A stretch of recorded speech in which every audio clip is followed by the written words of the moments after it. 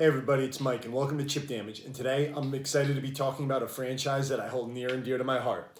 Now, if you've seen any of my other videos, you know I'm a huge fan of Capcom. And the main reason of that is because for decades, they've been pumping out amazing games in multiple genres. Fighting games, platformers, hack and slashes, third-person action games, top-down shooters, you name it. But these days, the genre they may be most famous for is survival horror. Yeah, you know where I'm going with this. I'm talking about the Resident Evil franchise.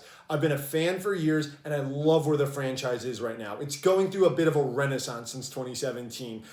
With almost a yearly release of an excellent game, Capcom's really on a roll with these Resident Evil releases. And with the upcoming release of Resident Evil 8, I kind of wanted to talk about some of the rare, weirder, and more expensive collectors and limited editions I've gathered from the franchise over the years. Some of these are pretty hard to come by and were extremely limited. In fact, most of the ones I'm about to talk about were GameStop exclusive in the United States and in retailer exclusive in other countries as well. So if you like what you're about to see, please check out my other videos where I talk about collector's editions from other various franchises like Final Fantasy or Yakuza. But without any further ado, let's jump into these games, shall we? Let's jump in with the game that revitalized Resident Evil for many fans, including myself, back in 2017, and that is the collector's edition of Resident Evil 7 Biohazard. Yes, this is a game near and dear to my heart. After Resident Evil 6 and Umbrella Corps and Operation Raccoon City, like many fans, I started falling off the Resident Evil train for a little bit. I hadn't played the excellent Revelation games yet, but Resident Evil was kind of in a lull for me and like many other fans. So when I pre-ordered this, when Resident Evil 7 was first announced, I was kind of unsure. This was a GameStop exclusive edition in North America, like I mentioned prior. And it was pretty expensive, and it was a bit of a gamble. I didn't know if it was going to be worth the asking price, which I believe was about $200 at the time. The game's marketing was very mysterious. We didn't exactly know how it was connected to the Resident Evil franchise. It had a very Texas Chainsaw Massacre feel to it. But boy, am I glad that I got this. I love this game. I platinumed this game. I've gone through it many, many times, and it is one of my favorite in the series. I think about this game all the time. And I'm really hoping that Resident Evil 8 is able to capture that magic again. So, enough with that. What is this collector's edition itself? Well, as you can see, it comes in this nice, beautiful big box. I keep the plastic on it. It kind of gives a, I don't know, like that decrepit feel to it. Nice, like kind of wood finish looking box. When you remove the slipcase, you can see that it's supposed to kind of resemble the house outside, the furnishing of the Resident Evil 7 mansion, if you want to call it, the Baker estate. But there's not too much interesting interior packaging, kind of just the plastic that holds the goodies inside. And those goodies include 2 cases. Of course, the standard edition case and the Steelbook edition of the case. And I love when collectors and limited editions do this to give you the option that if you want to just have it in the regular case, you can do that, or you can put it in the beautiful Steelbook. And I got to say, this is a lovely Steelbook. Look at that, the high contrast black and white. This is fantastic. I actually keep this in the box because I don't want this to get damaged or dirty. And on the inside, they have an image of the Baker Mansion as well. Love this. Love just, that's a great one to put on display. But yeah, it comes with both cases, as well as a few other goodies. First and foremost, it comes with a fake VHS. Yeah, do you kids at home know what this is? These bring back fond memories to millennials like myself and those generations older. Keep this sealed, but it also comes with a USB drive inside that is shaped like a human finger. To anyone who's actually played the game and the demo of this game, you'll know the significance of that. But yeah, the fake VHS tape with the finger inside. And then it also comes with this kind of dossier folder. It may be a little hard to see, but it actually has an embossed Resident Evil Biohazard logo on it. When you open it up, it has a lovely frameable image of the whole Baker family. If you want to, hang this in the kitchen or, in the bedroom, hope your significant other doesn't mind. It has the little Capcom logo on the side. But yeah, you can have a lovely image of the lovable bunch of scallywags, the Bakers, hanging in the home. Why not, right? Let me put that right back in. Got to keep this nice and fresh. All right. And the kind of piece de resistance with this collector's edition, and man, this is way heavier than I thought, is a miniature replica of the said Baker Mansion. Yeah, this This is fantastic. The people who've played this, you know the significance of this house. This is where a majority of the game takes place. And this is actually a very little detailed model of the house. There are LEDs in it, but I do not light them up to preserve those lights. Like there's no easy way to actually change those lights. So I only light it up on very limited occasions. And the batteries are not easy to get in and out. So yeah, I kind of keep this unlit. And like I said, it's got a good heft to it. This weighs at least, I'd say about 8-9 pounds. And as a cool little thing, if you were to light it up, put that down very carefully. The switch to it is actually in the chimney, which I thought was a nice little like kind of trapdoor little bonus there. It took me a while to figure out where that was because I refused to read instructions. But yeah, the Resident Evil 7 Collector's Edition. Like I said, this was a GameStop exclusive in North America, and I'm glad I got this. Like I said, I love this game. It was kind of what brought Resident Evil back from the brink. It's not everyone's cup of tea being first person, but I loved it. I think about that game all the time. And with its success, 2 years later, we'd be blessed with a remake of probably the most beloved game in the franchise, at least for OG fans back in 1998, and that is Resident Evil 2, the remake. Yes. This also had a GameStop exclusive collector's edition that sold out very quickly in North America. This is a nice set. They went above and beyond in that. So, what does this come with? Well, let's look at the box itself. This is a big hefty boy right here with the RPD logo on the top. You can see established 1969. Not too much on the bottom or back, just the contents of the collector's edition. But let's open it up, shall we? It has a slipcase. Whoop. Put this there for now. And the interior is made to look like one of the item boxes in the game, which I thought was a nice little touch. One of the safe chests you can deposit items in. It has the Raccoon City logo on top, as you can see. And let's pop her open, shall we? Is a cardboard box. It's fairly sturdy, but you don't want to be too rough with it. This does not come with the steelbook, unfortunately, but it does come with the deluxe edition of the game, which was kind of a middle edition between the standard and this edition, which came with some bonus DLC that was later made available to the public for purchase on the PlayStation Store, the Xbox Store. Some bonus soundtrack items, costume items, some cool stuff in there. But yeah, no steelbook, just the reversible, by the way. You can actually flip the cover on that and get Claire on the outside if you want. Of the deluxe edition of the game. So that's just the game itself. What goodies did it come with? Plenty of goodies on this one. All right, for the lore lovers of Resident Evil, and I know there's lots of you out there, it came with a map of the Raccoon City police station, which might be a little hard to get back in the box, but I'm opening up this for you guys because this is chip damage. I go all out if I can. And yeah, the Raccoon City Police Department, kind of like the image of the front, right there on the front of the poster. And on the back, you kind of get an interior shot, if you can get a good look at that. Raccoon Police Station converted museum to reopen in 1969. Cool thing you'd have hanging on the wall. Yet again, hope your significant other does not mind your love for Resident Evil by putting up a poster of a police station where many people died. It came with, I'm not too happy with this, Resident Evil 2 digital code for a soundtrack. I wish it came with a CD soundtrack, but you know how things are now. Nothing has CD players anymore, no PC, so you know they give you this digital soundtrack. It's okay. I mean, it's some cool music. Just wish there was actual physical CD. But one of the cooler features in this was this kind of dossier-style file book. So there are no spoilers in here. Don't worry about it. I'll open it up and just kind of flip through a few pages. It's compiled like a real police report, like top secret information on the location and characters throughout the game. Like you see there, you got a little information on Claire Redfield. It's all written in universe, so it's a nice little bonus, nice hardcover book. Nice, one of the nicer pieces in this set. But instead of a house, this collector, like with the Resident Evil 7 Collector's Edition, this came with, and give me a moment to get this big boy out. This box, which contained, as you can see, a figure of Leon S. Kennedy. Yet again, everything's branded with that Raccoon City Police Department logo. And don't worry, I don't have to open this one up on camera because I already have this boy out on display. I keep this guy out on display because this is a very nice figure of Leon S. Kennedy. Yes, so it is classic Resident Evil 2. Leon is shown in the new remake of Resident Evil 2. And I'll just give him a little spin around for the camera perfectly. You can see he's got that tactical vest with RPD on it. And this is about a foot tall. This is a really nice figure. Got the name on there. Also the base has the Raccoon Police Department logo on it as well. I love this guy. Leon is a beloved character. He's an icon from both Resident Evil 2 and 4, and hopefully from many games in the future. So I don't mind keeping this lovely figure out on display. And that kind of wraps it up for the Resident Evil 2 Collector's Edition. Let's see if I can get all this back quickly. But yeah, I love this game.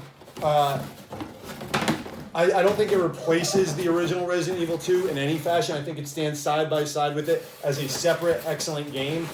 Definitely one of the most difficult Resident Evil games, and probably the goriest, maybe the scariest in my opinion. But this one really brought in new fans and made most old fans that I know very happy with how well they did with it. So, all right, let's put this right over here. Leon, you're going over here.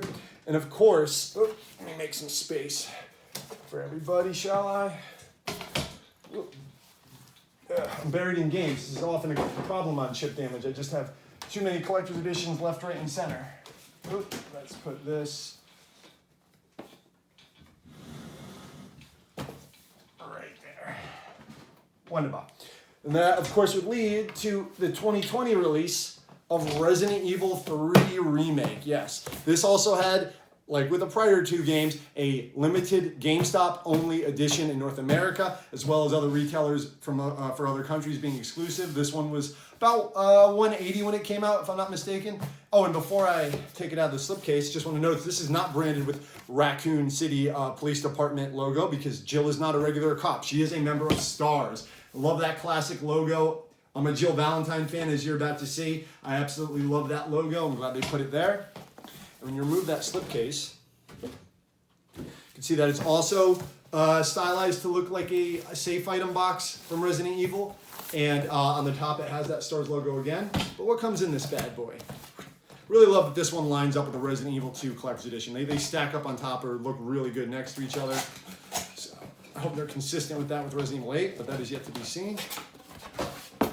All right, so with all the others, this comes with the game, of course. This comes in just the standard edition case. There was no deluxe edition of this physically, just comes with a regular edition, no steelbook. A little disappointed in that, but hey, you know, comes with some other great stuff, which we're going to take a look at. Yet again, a digital soundtrack, no physical soundtrack. That kills me, but I'll take it. It's a nice little bonus, Resident Evil 3 music. And this one comes with a bit more. I like this even more than the Resident Evil 2 pack-in map. So this doesn't come with just the blueprints of just one building. No. You get all of Raccoon City. This is fantastic. I mean, it looks like Jill had scribbled on there, just making little notes. I love that. It feels real. This feels like a newspaper too. And that's appropriate because it looks like she just stole a newspaper or took a newspaper, because the other side just has ads for all the items that you see in game, including the collectibles. This is cool. This I actually did have hung up for a little bit. Just nice little in-universe ads. I love when they do stuff like this. I really appreciate it. Makes it feel authentic. And of course, it's going to be a nightmare to furl back together. So forgive me for a moment. Oh, I got it. There you go. Not too bad. That's the quickest I've ever done it. And much like with Resident Evil 2, it also came with a hardcover book. This one has no spoilers, so let me just make sure I flip to a page that doesn't give anything away. But yet again, it's kind of a series of dossiers about some characters in the game, some artwork all written in universe. Fantastic. Love this. Love in-universe stuff, like I just said. Project N, Project R are going the front and back. If you've played the game, you know what those are. So yeah, you got that. And continuing the trend set by the Resident Evil 2 Collector's Edition, you get this box, which, as you can see, came with a figure of my favorite Resident Evil character, Miss Jill Valentine, as seen in Resident Evil 3. And yet again, another fantastic figure. I'll bring that nice and close to the camera, give her a spin. This is a great figure. I keep this one on display. I love Jill's new costume in this game. Like, you know, the mini skirt, the party dress from the classic Resident Evil 3 is iconic and fantastic. But, you know, this makes a little bit more sense. And yeah, this is great. It has the STARS logo on the base as opposed to the Raccoon City Police Department Leon base as seen earlier. And these two line up and look really good next to each other, as you can see. Unfortunately, the bases don't connect. There's no, like, this is about as close as they can get. There's no, like, connecting base, which I really would have loved because these were clearly made by the same company within a year of each other. These games released only about a year, 14 months apart from each other. So they could have done that, but they didn't. It's still great. They both have a Stars and Raccoon City Police Department base. You got Leon and Jill, who, if I'm not mistaken, have never met in-game. It's so odd that everyone's met just about everyone, but I don't think Jill, who's an icon of the franchise, and Leon, who's an icon of the franchise, have met in-game on camera. I'm sure they know each other, but I would love a Jill and Leon game. How cool would that be? But yeah, that does it for the Resident Evil 3 Collector's Edition, featuring the lovely Miss Valentine. And I gotta say, you know, a lot of people dunk on the remake of Resident Evil 3, but I enjoyed it. It came out right in the beginning of the crisis of 2020, which shall not be named. I think that was a perfect time. I sunk into it. Yeah, it's short, and it's a little shallow compared to the other Resident Evil titles, especially the more recently released one. But it looked amazing. It felt good to play. It had some cool unlockables. I platinumed the game. I love Jill's characterization as well as Carlos's. It just needed a little bit more meat on the bones. I've never touched that multiplayer mode. I don't think I ever will. Resistance. I have no interest in multiplayer Resident Evil games online at all. But Resident Evil 3, just putting in my 2 cents on it, that remake, pretty good in my opinion. Doesn't replace the original, isn't better than it, but a good game on its own. And that does it for my talk on the limited editions of recent releases of Resident Evil. But I do have one bonus game that's a bit of a throwback that I just want to bring up because it's a bit funny. And that is the Collector's Edition of Resident Evil 5. Yes, a slightly controversial title, but you know what? I love this game when it came back out in 2009. It still looks good. It looked amazing back then. The co-op is fantastic. Like, I still play the Mercenaries mode and the campaign co-op mode in this game to this day with friends. We have nothing to do late night. We're in a horror zombie slaying mode. We're like, yeah, let's pop in Mercenaries from Resident Evil 5. Love this game, but that's not what we're here to talk about. We're here to talk about what came in this collector's edition that was released 12 years ago almost now. That's pretty nuts. Of course, it came with this nice steel book with the kind of stylized scribbled 5 on the front, as well as Chris and Chev on the back, looking very cool. Came with 2 discs, one of the game, of course, and then a bonus disc with some development materials. Very cool looking. Nice steel book there. And it came with a few other goodies. Let's take a look, shall we? Whoop. It came with a Key Africa pendant, like on a necklace, which I don't think I could pull if I tried to wear it. It's a cool pendant. It's kind of an odd thing to include a pendant of Africa, but there it is, because that's where the game takes place.